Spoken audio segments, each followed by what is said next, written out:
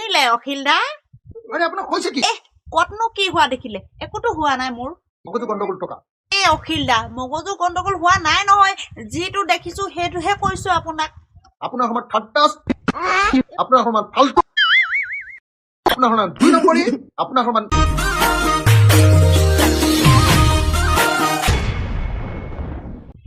অ মামা কি হলো বাবা কি শুনিছো এইবিলাক এইবাৰ বোলে ভূপেন বৰাই কংগ্ৰেছৰ দল পদত্যাগ কৰি বোলে বিজেপিত জইন হৈছে হয়নে ভূপেন বৰা বিজেপিত অহাটো নিশ্চিত তেওঁৰ কাৰণে দুটা সমষ্টি মই ৰেডি কৰি থৈ দিছো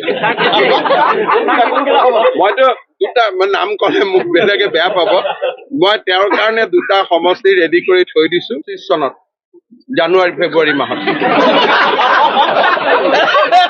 আৰু কেতিয়া যোগদান কৰিব এটা আপুনি মোৰ পৰা কৈ লওক ডাঙৰ বংশক বাদ দি ডাঙৰ মানে নিজকে ডাঙৰ বুলি ভবা বাদ দি যিমান তৃণমূল পৰ্যায়ৰ কংগ্ৰেছ আছে সকলোৱে আমাক জইন কৰিব এতিয়া আজি শোণিতপুৰত যোনে কণ্টেষ্ট কৰিছে মই এটা ফোন মাৰিলে জইন কৰিব দুইটা দলৰে প্ৰাৰ্থী এজন আমাৰ লগত এতিয়া আছে এজন ভৱিষ্যতে থাকিব গতিকে এইটো চিন্তা কৰিব নালাগে চব আমাৰ ঘৰতে আছে নদী গৈ সাগৰতে পৰে সকলো মানুহে এদিন আহি বিজেপিতে যোগদান কৰিব বৰ্তমানতো অসমৰ কংগ্ৰেছ দলটো আমাৰ হাততে আৰু মোৰ লগত চবৰে ভাল নিয়ন্ত্ৰণ নহয় আমাৰে মানুহবোৰ তাতে আছে ফিক্স দিব যেতিয়া ইচ্ছা এনকেজ কৰি ল'ব যেতিয়া প্ৰয়োজন যেতিয়াই মোদীজীৰ কাৰণে প্ৰয়োজন লৈ আহিম দুই এজন নীলা তেজৰ বংশক বাদ দি ৰঙা তেজৰ বংশ গোটেই আমাৰ পিছে মামা কতনো ভূপেন বৰাক বিজেপিলৈ আহিবলৈ দিব কংগ্ৰেছে কেতিয়াও নিদিয়ে মই কোৱা নাই নহয় মামা অখিল দাহে কৈছে চাই লওক আকৌ 20 তাৰিখে বিজেপিত জইন কৰিবলৈ ভূপেন দাক ইয়াত কোনোবাই যাবলৈ দিব নেকি ইয়াৰ পৰা আহক না মুখ্যমন্ত্ৰী আহক প্ৰধানমন্ত্ৰী আহক অমিত শ্বাহ আহক ভূপেন বৰা আমাৰ লগত আছিল আমাৰ লগত আছে আৰু ভৱিষ্যতে আমাৰ লগতে থাকিব ভূপেন দাক কোনেনো ইয়াৰ পৰা যাবলৈ দিব দাঙি লৈ ফুৰিম আমাৰ লগতে আপোনালোকে কথাটো বুজা নাই আমাৰ লগত ৰিলেশ্যন কেনেকুৱা মনোৰঞ্জন দাৰ লগত ৰিলেশ্যন কেনেকুৱা অখিল গগৈৰ লগত ৰিলেশ্যন কেনেকুৱা লুৰিণজ্যোতি গগৈৰ লগত ৰিলেশ্যন কেনেকুৱা তেওঁ অলপ আঘাতপ্ৰাপ্ত হৈছে দেখিলে মামা ভূপেন বৰাক বোলে অখিল দাহেঁতি দাঙি লৈ ঘূৰি ফুৰিব তেওঁ বিজেপিলৈ আহিবলৈ নিদিয়ে অহাকালি গধূলি মই কোনোবা এটা সময়ত ভূপেন বৰাৰ ঘৰলৈকে যাম দুখৰ সময়ত কাৰণ 22-23 বছৰ মোৰ মনত আছে ভূপেন বৰা আৰু মই প্ৰায় একে সময়তে এদিনৰ আগপিছ হ'ব কংগ্ৰেছ দলত যোগদান কৰিছিলোঁ মই কটন কলেজৰ জেনেৰেল ছেক্ৰেটাৰী আছিল তেওঁ ডিব্ৰুগড় ইউনিভাৰ্চিটিৰ জেনেৰেল ছেক্ৰেটাৰী আছিল মই 22 বছৰত এৰিলোঁ তেওঁ অলপ দিন আৰু লাষ্টিং কৰিলে কালি মই গধূলি তেওঁৰ ঘৰত যাম আৰু ভৱিষ্যত ৰাজনীতি তেওঁ মনত কি ভাবিছে বা কি কৰিব খুজিছে মই খবৰ ল'ম বৰ্তমানলৈকে বিজেপি দলৰ লগত তেওঁ কোনো যোগাযোগ কৰা নাই হয়তো কিছুমানে পদত্যাগ কৰাৰ পিছত অলপ স্পেচো ৰাখি থৈ দিয়ে বৰ্তমানলৈকে মোৰ লগত প্ৰত্যক্ষ পৰোক্ষভাৱে যোগাযোগ নাই কিন্তু মই যাৰ থ্ৰুদি খবৰ দিব পাৰোঁ মই খবৰ দিছোঁ যে অহাকালি গধূলি তেওঁৰ ঘৰত মই এপাক যাম বুলি পিছে মামা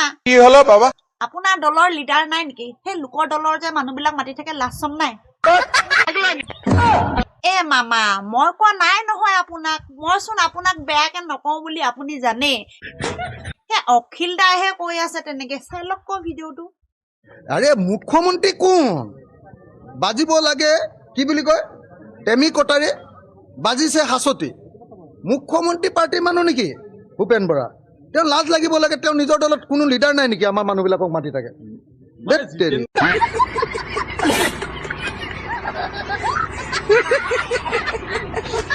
অখিল দা সঁচাকৈ যদি ভূপেন বৰা ডাঙৰীয়া বিজেপিলৈ গুচি যায় আপোনালোকৰ কি হ'ব বাৰু টেনশ্যন নল'ব টেনশ্যন নাই লোৱা দিয়ক টেনশ্যন মই কৈছো নহয় খালি আপোনালোকে এনেই বাতৰি উলিয়াই নাথাকিব আমি বাতৰি উলিওৱা নাই নহয় এই নিউজ বিলাকতহে দি আছে তাকেহে দেখি পাই আপোনাক সুধিছো আমাৰ বিৰোধী পক্ষৰ এজন ডাঙৰ লিডাৰ তেওঁক বিজেপিলৈ যাব এইটো নকৰিব আপোনালোকে সেইটো নুলিয়াব যদি দৰকাৰ হয় মই আকৌ কৈ দিলোঁ যদি দৰকাৰ হয় যদি কংগ্ৰেছত তেওঁ নাথাকেই তেতিয়াহ'লে তেওঁক আমাৰ গোটেই বিৰোধী দলবিলাকৰ আটাইতকৈ ডাঙৰ লিডাৰজন বনাই দিয়া হ'ব আটাইতকৈ ডাঙৰ বিৰোধী দলবিলাকৰ আৰু যদি তাৰ পাছতো তেওঁ যদি অসন্তুষ্ট হয় তেতিয়াহ'লে আমাৰ ৰাইজৰ দলৰ সভাপতি পদটো মই তেওঁক এৰি দিম। ৰাইজৰ দলৰ সভাপতি পদটো এৰি দিম। কিন্তু ভূপেন বৰাৰ নিচিনা এজন মানুহক, ইমান অভিজ্ঞ মানুহক, ইমান দিন ধৰি যুঁজ বাগৰ কৰি থকা মানুহক, সন্মানীয় মানুহক আমি কেতিয়াও এনেকৈ আঁতৰি যাবলৈ দিব নোৱাৰো। দেখিলে মামা অখিল দা কিমান ভয় খাইছে। অখিল দা আপুনি ভূপেন বৰা ডাঙৰীয়াক যিমান দাঙি লৈ ঘূৰাই ফুৱালো ভূপেন বৰা ডাঙৰীয়াই কংগ্ৰেছ পদত্যাগ কৰিলে। আৰে আপোনাক কৈছে কি? ভূপেন বৰাই নিজ মুখে কৈ আছে, চাই লওক আকৌ। হয়, মই পদত্যাগ পত্ৰ আমাৰ কেন্দ্ৰীয় নেতৃবৰ্গলৈ প্ৰেৰণ কৰিছোঁ। পদত্যাগ কৰাটো সঁচা, তাতকৈ এতিয়া মই বেছি কথা ক'ব বিচৰা নাই। কিন্তু মই এষাৰ কথাই আপোনালোকক কৈ দিছোঁ, যি এতিয়া ঘটিছে সেইটো মই আপোনালোকক অৱগত কৰিছোঁ। আৰু স্বাভিমানৰ প্ৰশ্ন আহিছে, স্বাভিমানৰ বিষয় আহিছে, আৰু দলৰ যি ধৰণে পৰিচালিত হৈছে সেইখিনি মই কেন্দ্ৰীয় নেতৃত্বক জনাইছোঁ। কেন্দ্ৰীয় নেতৃত্বৰ নিশ্চয় মোৰ পত্ৰ এতিয়া বেছি দেৰিটো হোৱা নাই। মই ৰাতিপুৱা 8 বজাত পদত্যাগ পত্ৰ প্ৰেৰণ কৰিছোঁ। গতিকে আৰু যিখিনি ক'বলগীয়া থাকিব আপোনালোকক মই পৰৱৰ্তী সময়ত নিজে মাতি আনি পেলাই ক'ম।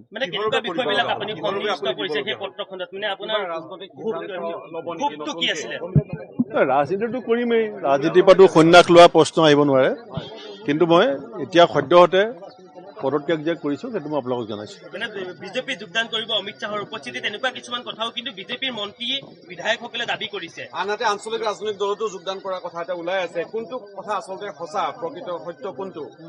যিটো সঁচা কথা হ'ব এইটো মই আপোনালোকক কৈ দিম। মানে দলৰ আটাইতকৈ বেয়া সময়ত আপুনি দলৰ নেতৃত্ব দিছিলে, সংগঠন ধৰি ৰাখিছিলে। গতিকে যেতিয়াই দলটো অকণমান ভাল দিন আহিব লৈছে সেই সময়ছোৱাত আপোনাক একাষৰীয়া কৰা হৈছে। পোনপটীয়াভাৱে এই কথাবিলাক ৰাইজে অনুমান কৰিছে। নাই, মোক একাষৰীয়া কৰাটো এটা বেলেগ কথা।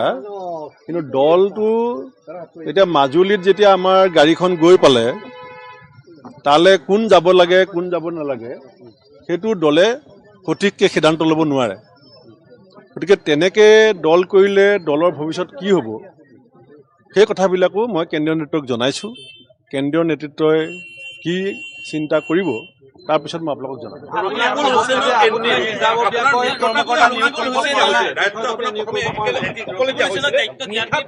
এনেকুৱা এটা সমস্যা আহিলে য'ত ৰকিবুল হুছেইন এন্ট্ৰি হ'ল। গতিকে তাতো এটা অংক হৈছে উজনিৰ অসমৰ আসন ভাগ বতৰা কৰিব ৰকিবুল হুছেইনে। এই কথা কিন্তু বহুতে মানি ল'ব পৰা নাই। সেইটোতো সকলোৱে জানে, গোটেই সংবাদ মাধ্যমে চবেই জানে চব কথা। এলায়েন্স পাৰ্টনাৰবিলাকে জানে, সকলো ৰাইজে জানে কি ঘটি আছে ভিতৰত, কোনে দল কেনেকৈ চলাই আছে। মানে সভাপতিয়ে কথা শুনে নেকি ৰকিবুল হুছেইনৰ? আৰু ৰকিবুল হুছেইনৰ কথামতে আচলতে সভাপতিয়ে গোটেই নীতি নিৰ্দেশবিলাক কৰে নেকি? স্পষ্টভাৱে ৰকিবুল হুছেইনৰ কাৰণে নেকি? কাৰণ কি আপোনালোকৰ প্ৰশ্নবিলাকতে প্ৰশ্নৰ উত্তৰবিলাক সন্নিৱিষ্ট হৈ আছে। পাকিস্তান লিংকৰ কথা তেওঁ স্পষ্টভাৱে অসমৰ জনগণক তেওঁ দিব নোৱাৰিলে, সেয়াও আচলতে কাৰণ হ'ব পাৰে নেকি? সেইটো বিষয়ে আপোনাৰ মই কথা পাতিম। বিৰোধী বিৰোধী দলৰ প্ৰতি অকল দলৰ প্ৰতিয়ে নহয়, মোৰ ককায়ো হয়। আমি ৰাজনীতি কৰিলোঁ বুলিয়ে অকল যে পদমৰ্যাদাৰ জৰিয়তে আমাৰ সম্বন্ধ এনেকুৱা নহয়। এতিয়া এখেতসকলো আহিছে আমাৰ এটা একেলগে, এতিয়া আপোনালোক সাংবাদিকসকলৰ মাজতো একেলগে যেতিয়া কাম কৰি থাকে আপোনালোকৰ মাজতো এটা সম্বন্ধ গঢ়ি উঠে। এতিয়া সেইকাৰণে সকলো আহিব পাৰে, অহাত কি অসুবিধা আছে। মইতো যিলৈকে ক'ব পাৰি কৈ দিছোঁ আপোনালোকক, তাৰ পাছৰখিনি আপোনালোকে নিজে নিজে এনালাইচিছ কৰক, মইতো বাধা কৰা নাই। কিন্তু মই যি কৰিম বা মই যি ভাবি আছোঁ, মই যি কৰিবলৈ গৈ আছোঁ মই চব আপোনালোকক ক'ম, মইতো নলুকুৱাওঁ। আৰু মই পলাই একো কাম নকৰোঁ। মই ৰিজিগনেশ্যন দিছোঁ, লুকুৱাইছোঁ নেকি? মই লুকুৱাটো নাই, মনে মনে কৰা নাই। আৰু মোক কোনো দলে এতিয়ালৈকে প্ৰস্তাৱ দিয়া নাই। গগৈ ডাঙৰীয়া মোক ব্যক্তিগতভাৱে কালিও লগ পাইছোঁ, কিন্তু এনে কোনো দলে বা আনুষ্ঠানিক মোক কোৱা নাই যে আপুনি, কিন্তু এইটো কথা ঠিক যে মই ৰাজনীতিৰ পৰা সন্ন্যাস ল'বৰ কাৰণে সিদ্ধান্ত লোৱা নাই। শুনিলে অখিল দা? আৰে আপোনাক কৈছে কি? কতনো কি হোৱা দেখিলে? একোতো হোৱা নাই মোৰ। মগজু গণ্ডগোল টকা। এই অখিল দা মগজু গণ্ডগোল হোৱা নাই নহয়, যিটো দেখিছো সেইটোহে কৈছো আপোনাক। আপোনাৰ সমান ঠাট্টা, আপোনাৰ সমান ফাল্টু, আপোনাৰ সমান 2 নম্বৰী, আপোনাৰ সমান ক্লাছ